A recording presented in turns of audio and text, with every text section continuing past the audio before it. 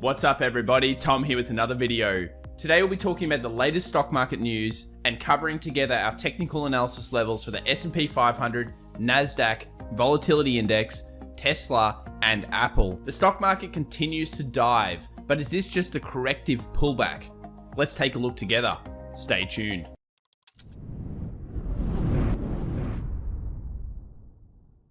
So as we always like to do on this channel, let's try and take the complicated out of the stock market and break it down together. One of the ways that we can do that is by looking at a stock market heat map, specifically looking at heat maps that show us the general sentiment of market rotation and the stocks that are particularly getting hit. Now it'll come as no surprise that it's still the tech stocks that are generally moving the market. Yesterday we did have a bit of a pullback in the banks, which was a surprise. And obviously we had the bigger pullback in Microsoft, Apple, Google, Facebook, and Amazon, the extended companies over the last couple of weeks. When we move it to 1 week performance, I think it becomes more clear that it's really just a movement in the tech and in the growth stocks. Obviously things that have gone up on vertical scales like PayPal, Nvidia, all of these types of stocks are going to get hurt the most. And many people would know that Tesla is obviously one of those. It's driving a lot of retail sentiment. And of course, Wall Street are really heavily bashing that stock, and they're doing it because they're taking those buy calls. We spoke about that last week during the beginning of the crash, and obviously we're talking about it now. Now, I will refrain from using crash and we'll use dip instead, because this is probably more of a dip, and there's several key indicators that we can look at together in this video that probably show us that it's more of a dip and a corrective phase than anything else. So clearly, it's all about tech, it's all about the NASDAQ, so let's have a quick talk about general sentiment overall. Well, one of the things that interests me yesterday is Nikola shares soared over 20% pre-market. They actually went up to about 43% to 49% during our live stream last night on YouTube. Now, the GM partnership is a big deal. It's also semi-negative towards, of course, Tesla. But what we saw yesterday was that Nikola remained incredibly bullish through the day. It had that initial dip, and then it remained pretty bullish, and it's one of those aggressive stocks that's traded a lot with sentiment. Now, we look at Tesla on the right-hand side over here. Does it make sense that it hit this 330 level? Well, I think it certainly does. It actually sold off more after market in futures trading. But as we said during the live stream, we saw that initial pickup followed by a pullback in the zone. So we look at something like a 4-hour, we'll actually notice that it picked up in the morning, which is often when retail traders trade the market, and then it sold off after that period. Now, we've hit this kind of 320 zone, and this makes sense for Tesla to probably hold, or at least try to hold around this level. Why is this? Well, it's where we had previous market structure. It's where we had those previous highs, and we know that Tesla does trade very technically. It likes to come back down to zones, and we have those previous resistance body closes on the daily. So it makes sense that it stops here at the same time. Now, if it gets any lower than this point, where's the next stop for Tesla? Well, I think it's probably the 280 bracket where we had the previous support. So if it continues its blow-off phase, it continues this aggressive selling, we may be seeing it all the way down here. But let's talk about the general market overall and look at the main indicators that show us whether the market is healthy or whether the market is truly in some kind of really big corrective phase. One of the things we can do is we can look at the VIX, or the Volatility Index. Now, as we mentioned, the VIX did a very similar thing during the flash crash, and this was a flash crash in June. So we basically saw a very big aggressive kind of candle out of the gate with the initial spike in volatility. We've seen the same thing here. Then we saw it make a new high and then quickly reject off that volatility. We saw the same thing here. The next candle actually showed an equal high. So we actually reached the same point and then sold off, and then that was the end of that flash period. Now, interestingly, the VIX actually decreased last night. So the VIX did not continue even into the close. It actually decreased. And this shows us that all may not be what it seems. It may be just the standard kind of formation of what we see in growth. When a growth stock moves up like this, it always has a corrective phase. That's always the thing that happens. You can't have euphoria forever. So are we actually seeing some kind of deeper correction? Well, if we look at things like copper, which is one of the best indicators for corrective phases in the market, we are not necessarily seeing a very big negative here. Copper is trading at above the $3 range here, and we can see that during the previous crash, the actual crash happening from February into March, In fact, January 15th, when we really found out about this crisis, copper preempted the market. It preempted that initial sell when the market was actually making a new high. Are we seeing strong sell-off here on copper? I don't believe we are at this stage. But if we go down to something like a 4-hour, a few people might be yelling out, oh, that could be a double top. And it certainly could be. We could see copper fall further, come down, test this $2.95 area, break under that, come back, test it technically, and then we see the lightning bolt down. Now, if we see something like this occur, all of a sudden things change and it looks like we are in a deeper correction. At this stage though, while copper remains high, it's always known as Dr. Copper. And that's because out of recessions, out of really big problems in the economy, generally there's a huge amount of builds, and that puts demand on metals like copper and silver. So usually silver and copper do very, very well out of crisis periods. In this case, copper still remains relatively strong and we're not seeing negative kind of movement from it just yet. So I think that's a very positive sign for bulls out there in the market right now. What about US dollar index? What about what's happening to the dollar? Does that show us a sign of market sentiment? Well, as people are selling out of tech, they're putting their money into US dollars, it seems. Obviously, bonds are moving up, treasuries, etc. But the big thing here is that we have this big key 93.80 to 94 zone approaching on the US dollar. Now, the US dollar index, if you check it on a daily, is now actually closed above a 20 moving average. So if we have a 20 moving average on this on the daily, it's just closed above. And that's the first time it's closed above for a very long time. It's actually a very bullish kind of thing. We've also broken above the previous high over here. So we may see some weakness in dollar, then further strength in dollar. And I would expect it to hopefully test this 93.80 to 94 zone. Now, I never really say there's that many critical zones in the market, but because of the structure of what's been going on with dollar, where basically it's been accumulating at this phase, if it does break high, this is something that Wall Street and big traders will pay attention to.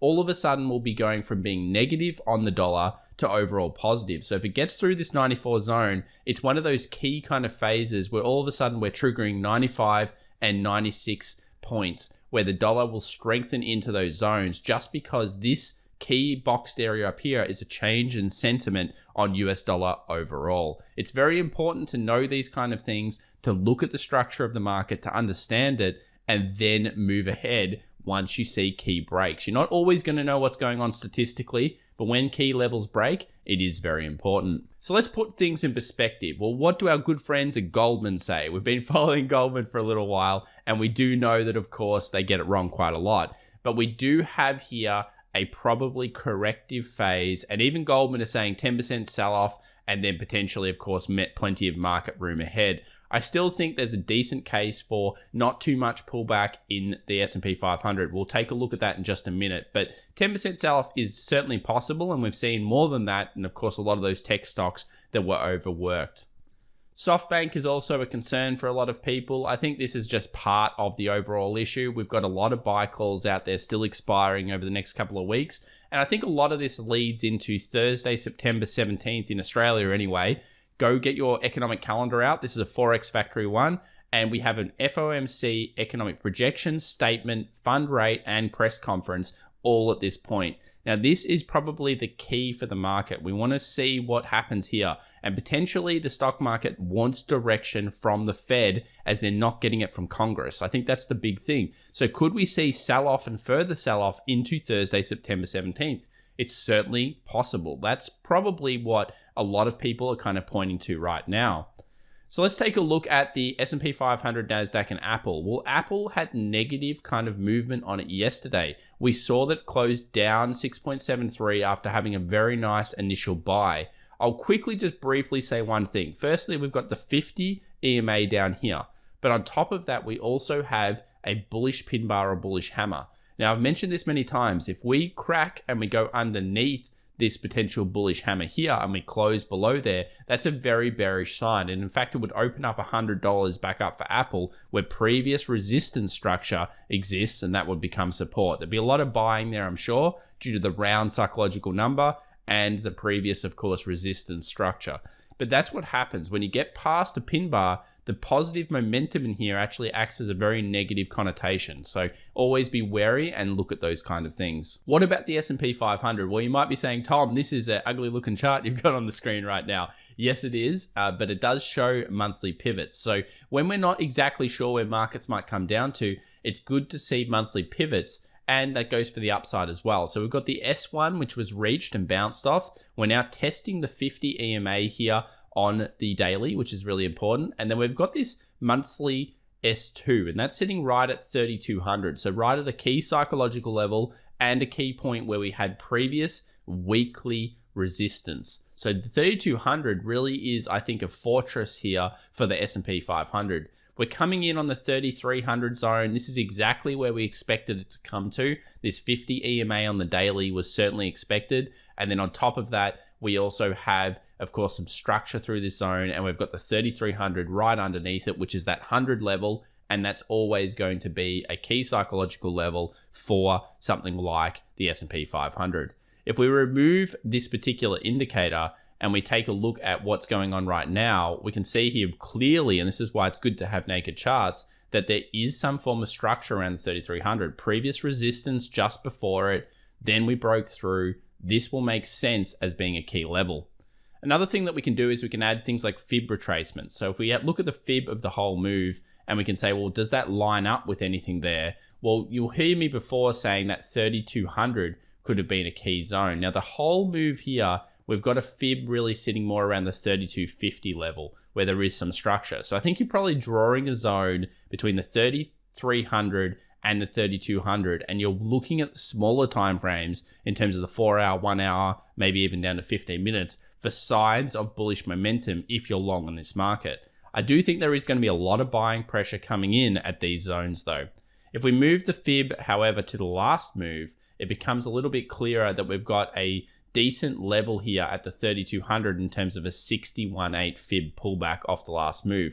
We can see the 38.2 pulled up, the 50 fibs at 32.74 here, and then of course the big 61.8 fib that a lot of people call the golden one or the best one is sitting at 3,200. So it does make sense that this could be the level that's timing up with so many things. Remember, 3,300, 3,200, that 100-point range is going to be a lot of buying pressure due to a lot of technicals in that area. And we've just reached the first bit, which is the 50 EMA on the daily. So what about the NASDAQ? What's going on there? Well, the NASDAQ's hit that 50 EMA on the daily. We can see that it's found some support there. It's buying off after the market, so the futures are buying off. We did see the sell-in to the end of the day and further selling after market close, which means the bigger players are in the market right now. We've got key structure around this 11,000 area, so it makes sense for this to be the buying zone for a lot of dip buyers or people looking at the pullback.